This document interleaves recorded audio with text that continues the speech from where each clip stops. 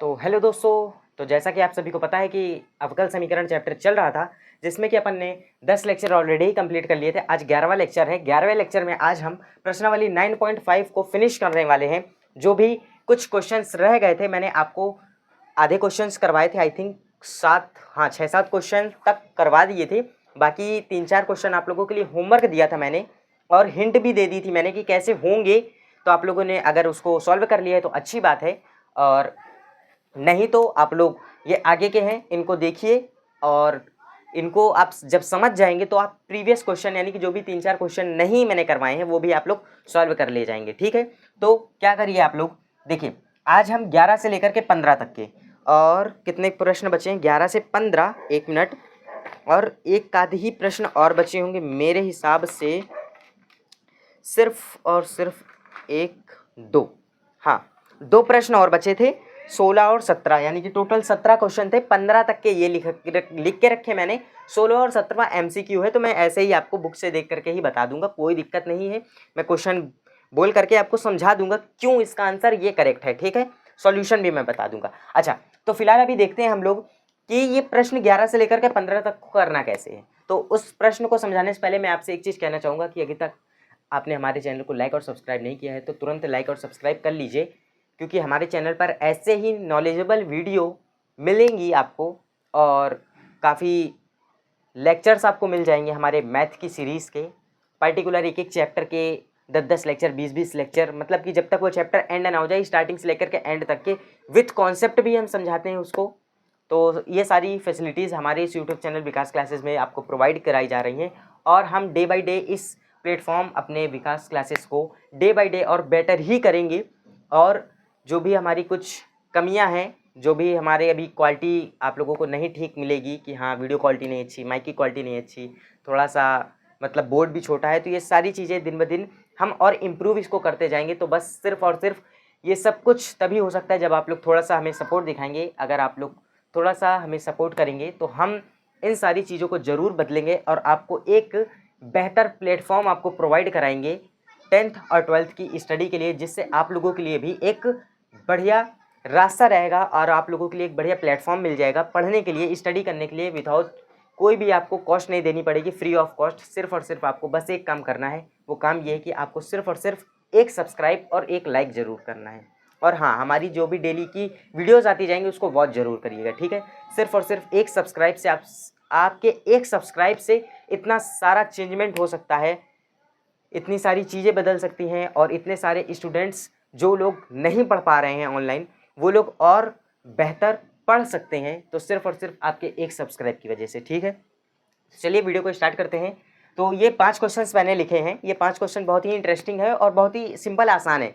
क्यों? क्योंकि ये विशिष्ट और व्यापक हल वाले ही क्वेश्चन आप कह सकते हैं, जो कि मैंने आई थिंक लेक्चर नंबर 9, हाँ लेक्चर नंबर 8-9 में मैं करवा के आया हूँ ये 8 और 9 में।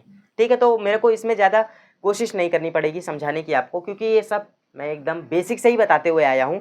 तो मैं एक आध प्रश्न आपको हिंट ऐसा दे दूंगा, तो आप लोग खुद ही इसको सॉल्व कर लीजिएगा। बाकी जो 2 क्वेश्चन बचेंगे उसको भी मैं आसानी से करवा दूंगा, कोई दिक्कत नहीं।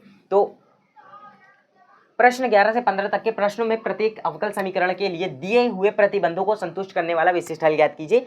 ऐसे प्रश्न अपन ऑलरेडी ही पीछे करके आए हैं, तो इसमें कोई डाउट नहीं होना चाहिए। इसलिए मैं बार बार बोल रहा हूँ कि आप घबराइए नहीं, ये सारे प्रश्न भी आप लोग आसानी से कर लेंगे। कोई डाउट है कमेंट बॉक्स में जरूर पूछिएगा। तो इन सभी प्रश्नों में क्या है आपको दिया है, सबसे पहले तो आप वही सेपरेट हो सकता है तो सेपरेट करके कर लीजिए, सेपरेट हो सकता है तो सेपरेट करके आप व्यापक हल निकालिए। व्यापक हल निकालने के बाद ये जो प्रतिबंध दिए हैं y बराबर 1, x बराबर 1, ये जो प्रतिबंध दिया है इसको आप उसमें रखिए। यानी कि आप सबसे पहले तो क्या करिए, व्यापक हल निकालिए। अगर ये सेपरेट हो सकता है तो ठीक है, नहीं तो दूसरा मेथड में भी आपको बता रहा हूँ। ठीक है, 2 मेथड से ही इसको सॉल्व किया जा सकता है। ठीक है, विशिष्ट हल वालों को। ठीक है, व्यापक हल निकालिए, फिर क्या करिए, प्रतिबंध जो दिया हुआ है आपको उसको रखिए। फिर उसके बाद आप वहां से किसका, c का मान निकालिए। c का मान निकाल कर व्यापक हल में रख दीजिए, व्यापक हल में रख दीजिए, रख दें, बस वही आपका विशिष्ट हल कहलाएगा। ठीक, सबसे पहले आपको अगर जो सिंपली मेथड मैंने आपको बताया था एकदम स्टार्टिंग्स की एक्सरसाइजेज में, और अभी जो मैं 6, 7, 8 लेक्चर्स में यही कुछ टॉपिक्स, व्यापक हल, विशिष्ट हल, 3-4 लेक्चर इस पर लिए हैं मैंने एकदम सेपरेटली, तो कोई डाउट नहीं होना चाहिए इस पर। तो आप ऐसे कर सकते हैं, नहीं तो जिसमें आप देखिए कि एक्स और वाई सेपरेट ही नहीं हो सकता, वैसे तो सेपरेट ही नहीं हो सकता है, तो उसके लिए हम लोग क्या करेंगे, यही अपना समघातीय अवकल समीकरण वाला फॉर्मूला अपनाएंगे, लेकिन यहाँ पर प्रूफ करने की जरूरत नहीं रहेगी कि ये समघातीय अवकल समीकरण है, डायरेक्ट हम सॉल्यूशन करेंगे उसका। ठीक है, कैसे करेंगे देखिए, जैसे कि यहाँ पर x प्लस वाई, यहाँ से आप सेपरेट कर सकते हैं y को, नहीं कर सकते भाई, इसमें से आप y को और x को सेपरेट कर सकते हैं, नहीं सेपरेट कर सकते। तो ऐसी सिचुएशन में आपको क्या करना पड़ेगा, तो मैं इन सभी को आप स्क्रीनशॉट कर लीजिए, मैं इस इरेज करके एक क्वेश्चन अच्छे से हिंट दे देता हूँ, बाकी आप लोग सॉल्व कर लीजिएगा उसको। ठीक है, तो इसको मैं इरेज कर रहा हूँ, इन प्रश्नों को स्क्रीनशॉट कर लीजिए। चलिए, तो मैंने क्या बोला कि देखिए सिंपल सेपरेट हो जाए तो सेपरेट करके कर लीजिए, नहीं तो आप एक काम करिए, सबसे पहले तो d y by d x निकालिए, यहाँ से डी वाई डी एक्स निकालेंगे तो ये हो जाएगा माइनस का एक्स माइनस वाई अपॉन में एक्स प्लस वाई। ठीक, इतना कर लिया आप लोगों ने, डी वाई अपॉन में डी एक्स निकाला, इसको वही, इसको क्या करेंगे, वही समीकरण नंबर 1 देंगे, समीकरण नंबर 1 देंगे, माना y बराबर वी एक्स। एक चीज़ और मैं आपको बता दूं, एक मिनट, इस प्रश्न को सॉल्व कराने से पहले कहीं कहीं पर आपको कैसे प्रश्न मिलेंगे कि पावर में आपको, या मैं ऐसे बोलूं कि e की पावर में x अपॉन में y दे दिया जाएगा, ठीक है, और x प्लस का x अपॉन में y प्लस 1, इस टाइप से अगर क्वेश्चन मिल जाए कभी भी आपको, तो घबराइएगा नहीं, इसके बराबर आपको v लेट करना है। ठीक है, जैसे कि यहाँ पर y बराबर वी एक्स लेट कर रहे हैं, आपको वैसे मिल जाए तो x अपॉन में y is equal to v let कर लीजिएगा। ठीक है, कोई दिक्कत नहीं है। ठीक, एक मिनट, ठीक, एक मिनट, तो ऐसे दिख जाए तो आप लोग इसको घबराइएगा नहीं, वी लेट कर लीजिएगा इज इक्वल में, कोई दिक्कत नहीं, आप लोग सॉल्व कर लेंगे। ठीक है, चलिए, तो फिलहाल y बराबर वी एक्स, ये हो जाएगा डी वाई अपॉन में d x is equal to v plus x d v upon में डी एक्स, ये वही समीकरण नंबर 2, ये वही समीकरण नंबर 3, फिर से वही काम करेंगे, समीकरण 2 व 3 से मान निकाल करके रखेंगे समीकरण नंबर 1 में, फिर इसको सॉल्व करेंगे, सॉल्व करने के बाद क्या करेंगे, करेंगे इसका इंटीग्रेशन, इंटीग्रेशन करने के बाद वहाँ पर जब आप इंटीग्रेशन कर लेंगे जो फाइनल आंसर आता है, यानी कि आप क्या करेंगे, यहाँ से आप फाइनल आंसर निकालेंगे, आप फाइनल आंसर निकालेंगे यहाँ से, इतना करने के बाद फाइनल आंसर निकालने के बाद आप क्या करेंगे, उसमें x का मान y का मान रखेंगे, उसमें x का मान y का मान रखेंगे, फिर वहाँ से आप क्या करेंगे, c का मान निकालेंगे, c का मान निकालेंगे, c का मान निकाल करके उसी फाइनल आंसर में रख देना, यानी कि आप ऐसे कह सकते हैं कि ये जो फाइनल आंसर निकलेगा ये व्यापक हल निकलेगा, आप इसको कह सकते हैं, हालांकि व्यापक ही हल निकलता है वो। ठीक है, फिर उसके बाद आपको c का मान निकाल करके व्यापक हल में रखना है, व्यापक हल में रखना है, तो जो व्यापक हल में रखने के बाद आएगा वो आपका क्या कहलाएगा, विशिष्ट हल कहलाएगा, विशिष्ट हल कहलाएगा। ठीक, इतना सिंपल सा प्रोसेस है, तो आप लोग इसको करके एक बार ज़रूर देखिएगा, काफ़ी इंटरेस्टिंग सा क्वेश्चन है, मेरे को सॉल्व कराने का कैसा लग नहीं रहा कि इसको सॉल्व कराना चाहिए। ठीक है, तो बाकी मैं जो 2 MCQs हैं उनकी तरफ देख लेता हूँ। x अपॉन वाई वाले रूप में समघातीय अवकल समीकरणों को हल करने के लिए निम्नलिखित में से कौन सा प्रतिस्थापन किया जा सकता है, तो 4 ऑप्शन दिए हैं। ठीक, चलिए इसको भी मैं बता देता हूँ, प्रतिस्थापन पूछ रहा है, इसमें 4 ऑप्शन दिए हैं, पहला दिया है y बराबर वी एक्स, दूसरा बराबर दिया है v बराबर वाई एक्स, तीसरा दिया है x बराबर वी वाई, चौथा दिया है x बराबर v। बोल रहा है कि इन चारों में से 1 2 3 4, इन चारों में से कौन सा प्रतिस्थापन यूज कर सकते हैं, किसके लिए, x अपॉन में y वाले के लिए, यानी कि मैंने अभी जस्ट बताया है कि कहीं पर भी x अपॉन में y दिख जाए, है ना, x अपॉन में y दिख जाए, जैसे e की पावर में x अपॉन में y दिख जाए, फिर x अपॉन में y प्लस का 1 दिख जाए, तो मैंने क्या बोला था कि x अपॉन में y is equal to v let कर लेना, वी लेट कर लेना।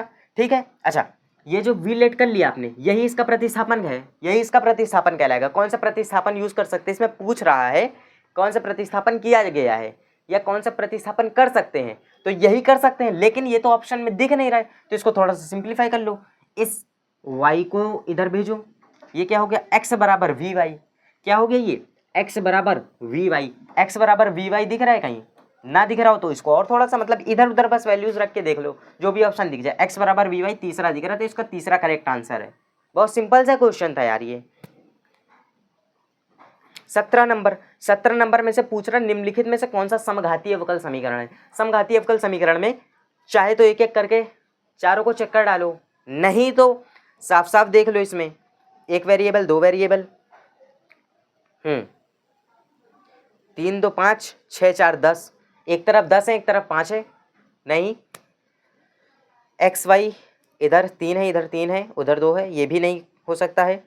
तीसरा एक्स की क्यूब है, वाई का स्क्वायर है, एक्स और वाई है, ये भी नहीं हो सकता है।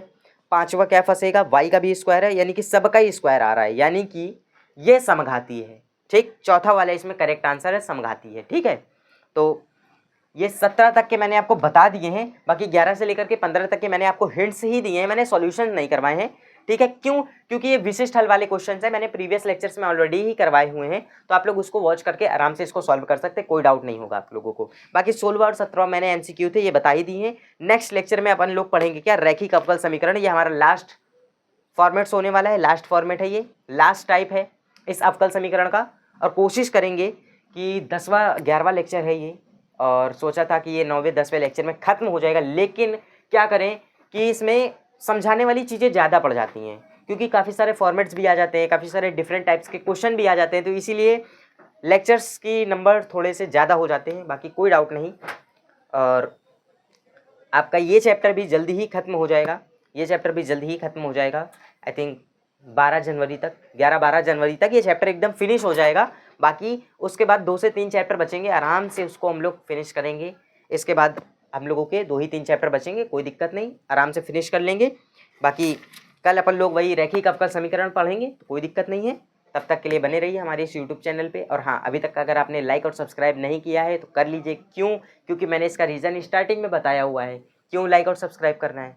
नहीं देखा तो उसको स्टार्टिंग से जा करके देखो, मैंने उसमें बताया क्यों लाइक और सब्सक्राइब करना ज़रूरी है। ठीक है, थैंक यू दोस्तों वॉच करने के लिए, मिलते हैं नेक्स्ट वीडियो में, बाय बाय तब तक के लिए।